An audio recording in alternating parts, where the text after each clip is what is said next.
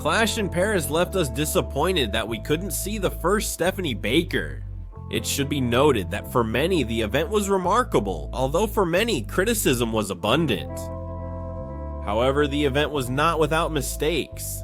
The more than 30,000 French people witnessed major fails that night. So for now, let's quickly get to what you've all been waiting for. And I'll stop talking because today I'm going to introduce you 5 mistakes that happened at Clash in Paris 2025. 5. The failed fall. Clash in Paris main event. She surprised us all in the final stage because no one expected Becky Lynch to show up like that to help her fiancé. However, Alien Knight, CM Punk, Jey Uso, and Seth Rollins himself put on a match worthy of a main event, in my opinion. The interesting thing about all this is that Alien Knight and CM Punk recreated the table spot from the edge of the ring from a few weeks ago on Raw. This time with the roles reversed, since Alien Knight took advantage of the moment when Rollins was fighting Punk on the edge of the ring to attack Rollins, and at the same time knock Punk off the edge of the ring through the table at ringside. Although it didn't go perfectly since the table didn't break completely. He went flying at a higher speed more than usual, and instead of ending up falling on the table, he just grazed it and fell off to the side. Slim Jim's table did sink a little, but we can't deny that Alien Knight definitely intended to throw Punk onto the table and break it. I have no doubt that this moment was planned, so to speak, but well, in wrestling, not everything goes as it's scheduled many times. Number 4, Nikki's kick. Lynch faced Nikki Bella in a match that didn't last more than 15 minutes. What seemed to be a quick and interesting match ended up being a headache for most fans. Criticism was widespread on social media, but one moment stood out more than the rest. And that was when Nikki Bella from the corner launched a flying kick at Becky Lynch, who was quite far away, and it was practically impossible for her to actually get hit by it. The most curious thing about all this is that Nikki ended up landing on the ground, and Becky Lynch ended up pretending as if the kick had actually hit her. Something that the fans did not forgive on social media. The video went viral and spread across all sites, increasing the criticism even more. Still for this match?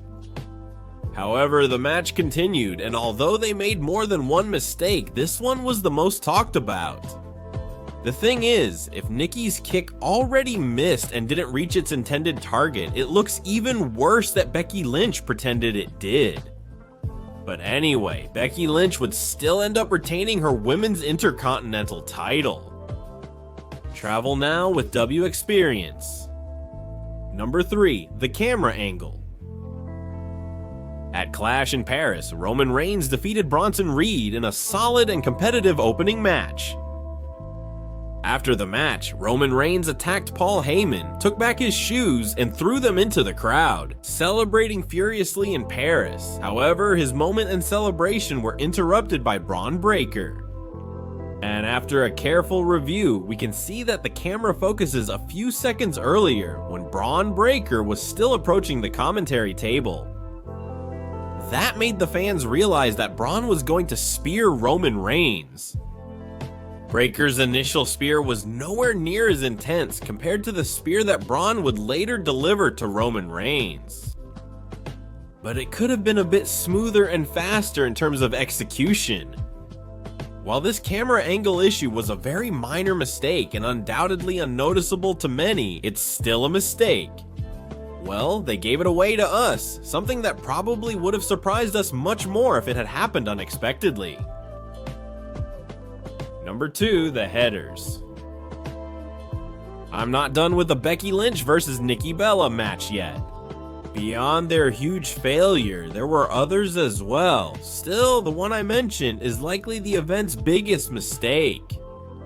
But the other slip-up in the match was that Nikki Bella repeatedly slammed the Women's Intercontinental Champion's head against the announcer's table.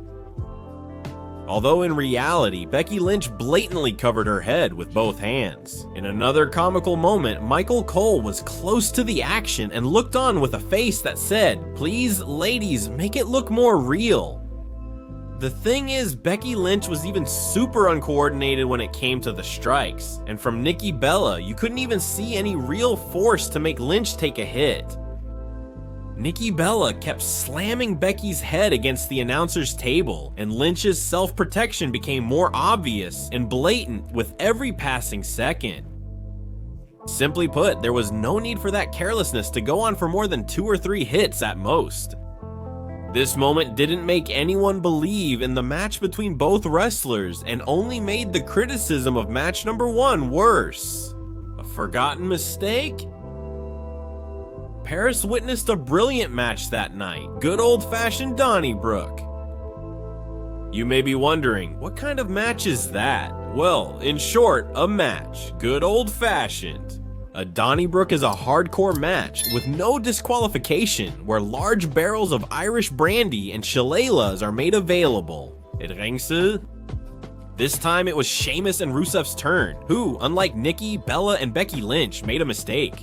But the quality of the match was so good that it practically made everyone forget about it. At one point, Sheamus tried his signature backbreaker on Rusev, but the former WWE champion couldn't lift his longtime rival, Sheamus, for the move. To quickly get out of this rough spot, he tried it again right away, and the second time he did it properly. This match would start off slow and gradually build up, eventually captivating the fans in the arena. Because seeing this type of match with this kind of stipulation doesn't usually happen in WWE. And what about you? What did you think of Clash in Paris? Leave your comment if you also noticed any other mistake that wasn't mentioned in this list. I'm Diego Aranis, and in the description I'll also share my new secondary channel where the first wrestling related video comes out this week.